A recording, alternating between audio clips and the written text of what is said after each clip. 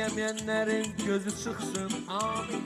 Biz istemeyenlerin başına taş düşsün. Kim ki bizim dalımızca danışır, Allah onların evini yıksın. Ben kime Allah hakkı neylemişəm, ben hiç kimin dalınca danışmıram. Hiç kim mənə lazım değil, kim bizim dalımızca danışır evi yıkılsın. Amin. Biz istemeyenlerin gözü çıksın, amin. Biz istemeyenlerin başına taş düşsün.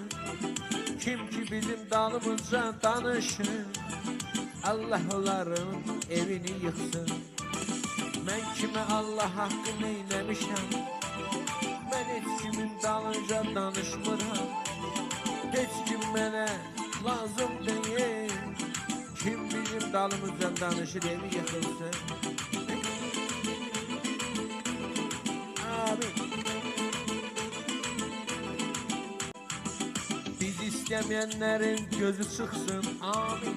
Biz istemeyenlerin başına taş düşsün. Kim ki bizim dalımızca danışır, Allah onların evini yıksın. Ben kime Allah hakkı neylemişəm,